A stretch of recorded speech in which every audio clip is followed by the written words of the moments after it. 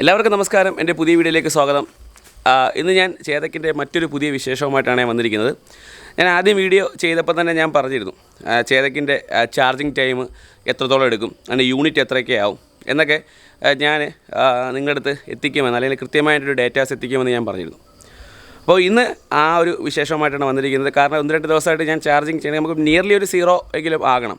അപ്പോൾ correct 0% charge ആകത്തില്ലെങ്കിലും ഒരു 2 or 3 kilometres ഓടുന്ന രീതിയിൽ ഉള്ള ഒരു സ്റ്റേജിലെത്തിയിട്ട് ഫുൾ ചാർജിലേക്ക് എത്താൻ എത്ര സമയമെടുക്കും, എത്ര യൂണിറ്റ് ആകും എന്നുള്ളതാണ് നമുക്ക് അറിയേണ്ടത്. ഇപ്പോൾ റിയൽ ടൈം എത്ര കാണിക്കുന്നുണ്ട് എന്നുള്ളതാണ് നമുക്ക് അറിയേണ്ടത്. ഏകദേശം എൻ്റെ ഒരു കണക്കുള്ള റേഞ്ച് ഒരു 90 കിലോമീറ്റേഴ്സാണ് കിട്ടുന്നത്. അപ്പോൾ സ്വാഭാവികമായിട്ടും ഇന്ന് നമുക്ക് എൻ്റെ വണ്ടിക്ക് ഏകദേശം ഒരു നിയർലി 5 കിലോമീറ്ററോ 4 കിലോമീറ്ററോ ഓടാനുള്ള റേഞ്ചേ കാണിക്കുന്നുള്ളൂ. നമുക്ക് മീറ്ററിൽ നോക്കാം.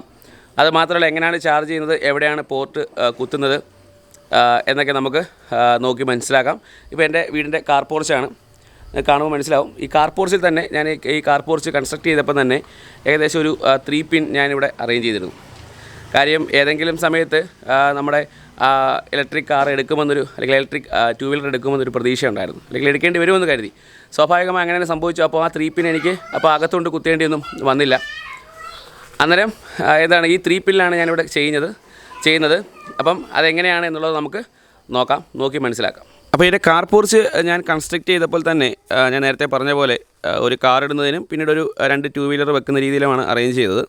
അപ്പോൾ ഈ കാർ വെക്കുമ്പോൾ തന്നെ ഇലക്ട്രീഷ്യൻ്റെ അടുത്ത് ഈ കാർ പോർച്ച് പണിഞ്ഞപ്പോൾ തന്നെ ഞാൻ പറഞ്ഞിരുന്നു, ഒരു EV വെക്കുന്നതിന് നമുക്കൊരു ഒരു ചാർജിങ് പോർട്ട് ഇവിടെ അറേഞ്ച് ചെയ്യണം. അപ്പോൾ അതിന് വേണ്ടി ഞാൻ ചെയ്തതെന്ന് പറഞ്ഞു കഴിഞ്ഞാൽ ഒരു 3 പിൻ ഈ രീതിയിൽ അറേഞ്ച് ചെയ്തിട്ടുണ്ടായിരുന്നു. ഈ 3 പിന്നിലാണ് നമ്മുടെ കാർ പോർച്ചിൽ നമ്മുടെ EV അല്ലെങ്കിൽ നമ്മുടെ ചേതക്ക് പ്ലഗ് ഇൻ ചെയ്യുന്നത്. അപ്പം ഇതെങ്ങനെയാണ് പ്ലഗ് ഇൻ ചെയ്യുന്നത്, ഇതിനെന്തിൻ്റെ സംവിധാനങ്ങളൊക്കെ ഉണ്ട് എന്ന് നമുക്ക് നോക്കാം. നമുക്കിനി എങ്ങനെയാണ് വണ്ടിയുടെ പ്ലഗ് ഇൻ ചെയ്യുന്നത് നമുക്ക് നോക്കാം. ഫസ്റ്റിലെ നമുക്ക് വണ്ടിയുടെ ചാർജർ എങ്ങനെയാണെന്ന് നോക്കാം. ചാർജർ നമുക്ക് ഡിക്കിയിലാണ് ഇരിക്കുന്നത്. അപ്പോൾ ഇവിടെ ഇങ്ങനെ ഒരു സ്വിച്ച് ഉണ്ട്. ഈ സ്വിച്ച് ഞെക്കുമ്പോഴത്തേക്കും ലോങ് പ്രസ് ചെയ്യുമ്പോഴത്തേക്കും ഈ ഡിക്കി ഓപ്പൺ ആവും. ഡിക്കി ഓപ്പൺ ആകുമ്പോഴത്തേക്കും ബീപ്പ് സൗണ്ട് കേൾക്കും. അതിന് മെയിൻ കാരണം ഒന്ന് ഇത് ഇൻഡിക്കേഷനാണ്. പിന്നീട് ഈ ലൈറ്റ് നമുക്കിവിടെ ഉണ്ട്. പിന്നെ ഇതാണ് ചാർജർ. ചാർജർ ഇതിൽ നിന്ന് വെളിയിലെടുത്ത ശേഷം നമുക്ക് പ്ലഗ് ഇൻ എങ്ങനെയാണെന്നുള്ളത് നമുക്ക് നോക്കാം. അപ്പോൾ നമ്മൾ നേരത്തെ പറഞ്ഞ പോലെ നമ്മൾ പ്ലഗ് ഇൻ ചെയ്തിട്ടുണ്ട്. പ്ലഗ് ഇൻ ചെയ്ത ശേഷം സ്വിച്ച് ഓൺ ചെയ്യുക. സ്വിച്ച് ഓൺ ചെയ്യുമ്പോൾ നമ്മുടെ ചാർജറിൽ മെയിനായിട്ട് കാണിക്കുന്നത് ഇവിടെ ഒരു ഗ്രീൻ LED ലാമ്പ് കത്തിക്കിടക്കും, കാണാൻ സാധിക്കും. ആ ഗ്രീൻ LED ലാമ്പ് ഇപ്പോൾ കത്തിയിട്ടുണ്ട്. ഇനി നമുക്ക് ഇതിനൊരു അഡാപ്റ്ററുണ്ട്. അഡാപ്റ്ററിൽ ഫാൻ വർക്ക് ചെയ്യും. പക്ഷേ അത് പ്ലഗ് ഇൻ കാറിലേക്ക് കൊടുക്കുമ്പോൾ മാത്രമാണ് സ്കൂട്ടറിലേക്ക് കൊടുക്കുമ്പോൾ മാത്രമാണ് അത് ചാർജ് ആവുന്നത്, അല്ലെങ്കിൽ ആ ഒരു ഫാൻ വർക്കാവുന്നത്. അപ്പോൾ നമുക്ക് ഈ സീറ്റ് നമുക്ക് ഉയർത്തിയ ശേഷം സീറ്റ് ഉയർത്തുക. ഇവിടെയാണ് നമുക്ക് ചാർജിങ് പോയിൻ്റ് എന്ന് പറയുന്നത്. എല്ലാവരും നിങ്ങൾ കണ്ടിട്ടുണ്ടാകും. ഇതിൻ്റെ ഈ ഓണാക്കിയ ശേഷം നമുക്ക് ഇതിനകത്തേക്ക് ഇത് ആഡ് ചെയ്യാം. ആഡ് ചെയ്യുമ്പോഴത്തേക്ക് നമുക്ക് മീറ്റർ ഓണാകുമ്പോൾ നിങ്ങൾക്ക് കാണാൻ സാധിക്കും ജസ്റ്റ് 1% ചാർജ്. അതായത് 1% മാത്രമാണ് നിലവിലെ ചാർജ്. സമയം 6:04 PM ആയിട്ടുണ്ട്. 1 കിലോമീറ്ററാണ് റേഞ്ച് കാണിച്ചിരിക്കുന്നത്. 1 കിലോമീറ്റർ റേഞ്ച് ഉണ്ട്. ചാർജിങ്ങിൻ്റെ സിമ്പിൾ കാണിക്കുന്നുണ്ട്. അതോടൊപ്പം തന്നെ ചാർജ് ചെയ്യുന്നതിൻ്റെ ഇത് കാണിക്കുന്നുണ്ട്. ഒരു ഗ്രീൻ സിഗ്നൽ കാണുന്നുണ്ട്. ഫുൾ ടൈം ഈ ഗ്രീൻ സിഗ്നൽ കത്തിക്കൊണ്ടിരിക്കും ചാർജിങ്ങിൻ്റെ. അതേപോലെ തുടക്കത്തിലെ ഒരു ലൈറ്റ് നമ്മൾ ബേൺ ചെയ്ത് കിടക്കും. അത് കുറച്ച് കഴിയുമ്പോൾ ഒരു 1 മിനിറ്റിനോട് അടുപ്പിക്കുമ്പോഴത്തേക്കും ഇത് കത്തുന്നത് അണയുകയാണ് ചെയ്യുന്നത്. അതോടൊപ്പം തന്നെ നമ്മുടെ ഈ അഡാപ്റ്ററിനകത്തേക്ക് ഒരു ഫാൻ പ്രവർത്തിക്കുന്ന നമുക്ക് കാണാൻ കഴിയും. ഫാനിൻ്റെ സൗണ്ടും ഉണ്ടാവും. ലൈറ്റോ കാര്യങ്ങളോ ഒന്നും ഉണ്ടാകത്തില്ല. പിന്നീട് ഇത് കുറച്ച് നമുക്ക് ഫുള്ളാകുമ്പോഴത്തേക്കും ഓട്ടോ കട്ടാണ്. ഓട്ടോമാറ്റിക്കലി ഇത് കട്ടായിപ്പോൾ 100% ആകുമ്പോൾ 90 എബോവ് ആയിക്കഴിഞ്ഞാൽ ഒരു കറണ്ട് വല്ലതും പോയി കഴിഞ്ഞാൽ പിന്നീട് അത് ചാർജ് ആകില്ല. പിന്നീട് 80 താഴെ കഴിഞ്ഞാൽ വീണ്ടും ചാർജ് ആകത്തുള്ളൂ. അപ്പോൾ നമുക്കൊരു എന്തെങ്കിലും ഇൻവെർട്ടറോ കാര്യങ്ങളും കണക്ട് ചെയ്യാൻ നല്ലതായിരിക്കും. പക്ഷേ എൻ്റെ അതിനകത്ത് ഇൻവെർട്ടർ കണക്ട് ചെയ്തിട്ടില്ല. അപ്പോൾ നമുക്ക് എങ്ങനെ ഫുൾ ചാർജ് എത്ര സമയം എടുക്കും, ഇപ്പം എത്ര യൂണിറ്റ് ആകും എന്നുള്ളത് നോക്കാം. നമുക്ക് മീറ്ററിൽ എത്ര യൂണിറ്റ് നിലവിൽ കാണിക്കുന്നു നമുക്ക് നോക്കാം. എൻ്റെ KCBയിലെ മീറ്ററാണ്. 1544 ഇപ്പം മീറ്റർ കാണിക്കുന്നത്. 1544 എത്ര യൂണിറ്റ് നമുക്ക് ഫുൾ ചാർജ് ആകാൻ എടുക്കുമെന്ന് നോക്കാം. ഇപ്പോൾ ഏകദേശം 6 മണിയായി, പക്ഷേ രാത്രിയാകും, ഒരു നിയർലി 9:30-10 മണിയൊക്കെ ആകുമ്പോഴത്തേക്കായിരിക്കും ഫുൾ ചാർജ് ആകുന്നത്. അപ്പോൾ നമുക്ക് നോക്കാം എത്രത്തോളം ആയി എന്നുള്ളത്. നമുക്ക് ഒന്നുകൂടെ നോക്കാം എത്രയാണ്.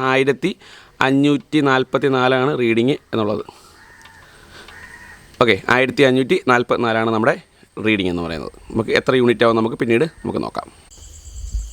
ഓക്കെ, നമ്മൾ നേരത്തെ ചാർജ് ചെയ്ത സമയം എന്ന് പറയുന്നത് 6:03 6:03 10:55. ഇപ്പോൾ 11 മണിയായി.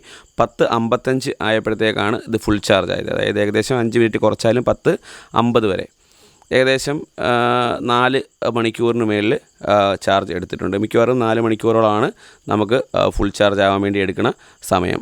ചിലപ്പോൾ ഇടയ്ക്ക് കറണ്ട് ഷോർട്ടൊക്കെ ആയിക്കഴിഞ്ഞാൽ, കറണ്ട് കട്ടായി കഴിഞ്ഞാൽ അതിലും കൂടുതൽ എടുക്കാൻ സമയമുണ്ട്. എന്തായാലും മിനിമം ഒരു 4 മണിക്കൂറോളം നമുക്ക് ഈ വണ്ടി ചാർജ് ചെയ്യാൻ എടുക്കുന്നുണ്ട്. നമുക്ക് യൂണിറ്റിൻ്റെ അളവ് കൂടെ നമുക്കൊന്ന് എത്രത്തോളമായി നേരത്തെ നമ്മൾ എടുത്ത റീഡിങ്ങും ഇപ്പോഴത്തെ റീഡിങ്ങും കമ്പാരിസൺ ചെയ്ത് നോക്കാം.